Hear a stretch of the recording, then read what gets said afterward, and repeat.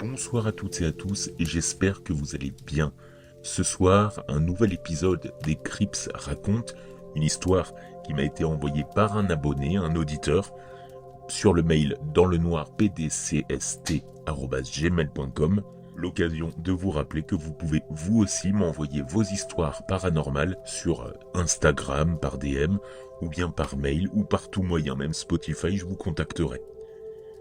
Deuxième rappel également, je me lance sur TikTok.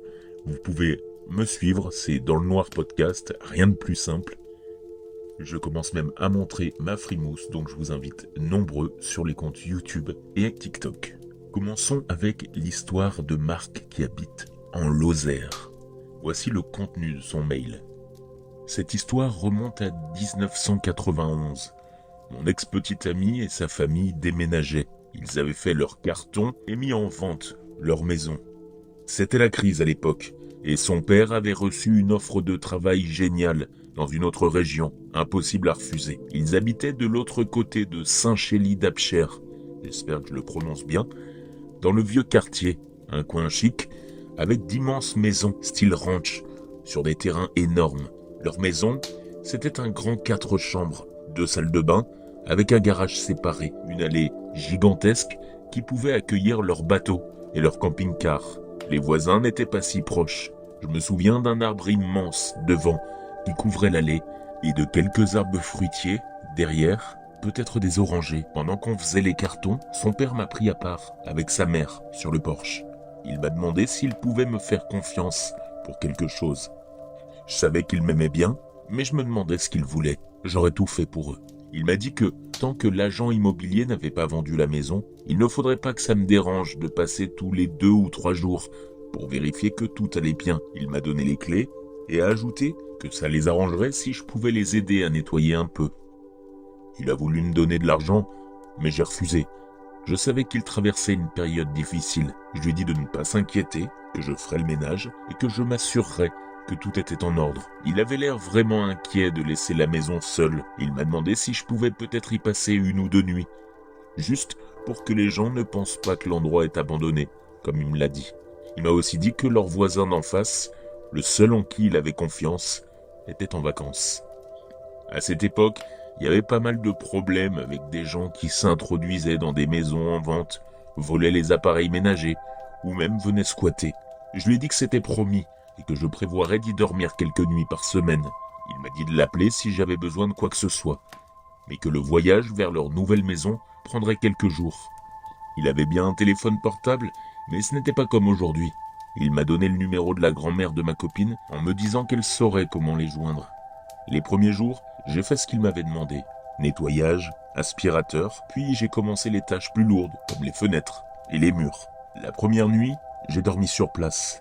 J'avais dit à mes parents que je travaillais toute la nuit. C'était un vendredi et je devais rentrer le lendemain matin. Il y avait une sorte de lit de camp, une radio et quelques lampes, mais rien d'autre. J'ai décidé de dormir dans l'ancienne chambre de ma copine. Une partie de moi s'ennuyait déjà et je ne savais pas quand je la reverrais. Je me suis endormi avec la radio qui jouait doucement. J'avais laissé quelques lumières allumées, celle de la cuisine et celle de la salle de bain, si je me souviens bien. Pendant cette première nuit, je me suis réveillé vers minuit, 2 heures du matin, gelé. On était en automne.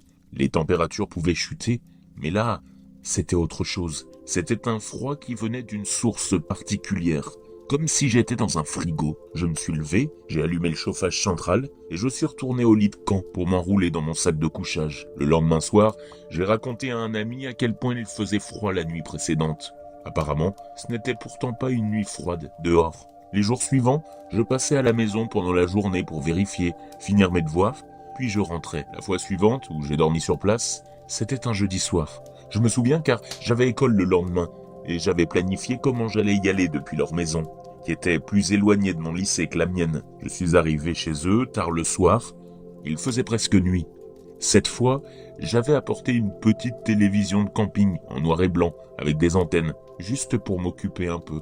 Sauf que la télé n'arrivait pas à capter le signal dans la chambre de ma copine. J'ai donc déménagé dans le salon familial. C'était une sorte d'extension, peut-être une ancienne véranda, parce qu'on voyait bien qu'elle n'était pas dans la conception initiale de la maison. J'ai installé mon lit, apporté un thermos de chocolat chaud, allumé ma petite télé, et j'ai commencé à m'endormir. Puis, j'ai entendu un bruit venant de l'autre côté de la maison. Ça faisait comme le bruit d'un manche à balai qui tombe contre un mur et qui glisse lentement. Je me suis levé pour aller voir, mais je n'ai rien vu. Et le balai et la serpillière étaient bien droits dans le cellier de la cuisine. En allant aux toilettes, j'ai juré avoir entendu quelqu'un chuchoter, comme s'il prononçait une phrase. Je me suis souvenu de ce que son père m'avait dit à propos des cambrioleurs. J'ai couru partout pour allumer toutes les lumières. Beaucoup de pièces n'avaient pas de plafonnier, alors j'ai allumé ce que j'ai pu. J'ai allumé les lumières du jardin, du porche, vérifié toutes les portes. Tout était verrouillé. Je suis retourné au salon et ma petite télé était éteinte. Je sais que je l'avais laissée allumée. J'ai commencé à avoir la chair de poule. Je peux vous dire honnêtement que je n'ai pas dormi de la nuit. Le lendemain, à l'école, j'en ai parlé à des amis. Ils voulaient venir, mais je leur ai rappelé que le père m'avait demandé de ne pas inviter de monde. J'étais déchiré entre demander à un ami de me rejoindre ou bien de tenir ma promesse. J'ai opté pour la seconde option. Les jours suivants, je suis juste passé vérifier. Et le dimanche, ma copine m'a appelé chez moi. Elle m'a demandé comment j'allais. Elle me racontait leur voyage et moi, j'étais un peu silencieux. Car je me souviens qu'elle m'a demandé « Qu'est-ce qui ne va pas ?» À part le fait qu'elle me manquait, je ne voulais pas passer pour un gamin qui avait peur d'être seul. Je lui ai dit de faire savoir à son père que j'avais dormi quelques fois et que j'étais passé presque tous les jours. Je crois que je leur ai aussi rappelé d'annuler leur abonnement au journal. Puis elle m'a dit « Pas de problème à être seule là-bas ?» Je lui ai demandé ce qu'elle voulait dire par là. Elle m'a dit « Rien ne t'a dérangé ?» Je lui ai dit que j'avais eu ce coup de froid terrible dans sa chambre et que j'avais entendu des bruits et juré avoir entendu des chuchotements. Et elle m'a répondu « Ouais, je me doutais bien que tu allais le découvrir. » Je lui ai demandé de quoi elle parlait et elle m'a dit « Tu te souviens, je t'ai dit que je n'aimais jamais être seule à la maison. » Je lui ai dit « Ouais, je m'en rappelle. » Parce qu'elle m'appelait souvent quand ses parents étaient sortis pour ne pas être seule. Je lui ai demandé « Mais votre maison, elle est hantée ou quoi ?» Ce à quoi elle a répondu « Je sais pas si elle est hantée, mais ouais, on entendait des bruits et on voyait des choses. » Elle a continué à me raconter des histoires de quand elle était petite.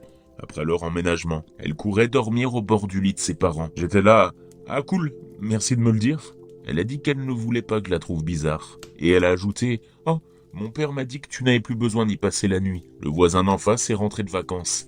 Et il va surveiller la maison. Par contre, il a demandé si ça ne dérangeait pas de continuer à passer au moins tous les 2 jours. » J'ai continué ça pendant quelques jours, m'assurant de ne passer que la journée. Les semaines passaient, les jours raccourcissaient, et un soir, je suis arrivé à la maison après 19h. Dehors, il faisait déjà nuit noire. J'ouvre la porte d'entrée, j'allume quelques lumières, et je vais aux toilettes. Pendant que j'étais là, face à la cuvette, ils avaient un de ces miroirs qui courait sur tout le mur. Je pouvais voir le couloir depuis la salle de bain, et j'ai vu quelque chose passer très vite. J'ai hurlé. Oh! J'ai quitté la maison en vitesse, laissant la lumière de la salle de bain et du couloir allumée. Un jour plus tard, le père de Cathy m'a demandé si j'avais laissé la lumière, car le voisin avait vu que les lumières étaient allumées et m'avait vu à l'intérieur. J'ai dit que oui, et que j'étais passé vers 19h, que j'avais vérifié et que j'étais parti. Il a dit « Ah non, c'était à 23h. » Et j'ai dit que c'était pas moi. J'y suis retourné encore quelques fois, puis l'agent immobilier a pris le relais et a vendu la maison à une société. Moi, j'ai jamais su ce que c'était, mais une chose est sûre, j'étais tellement content de ne plus jamais avoir à y retourner.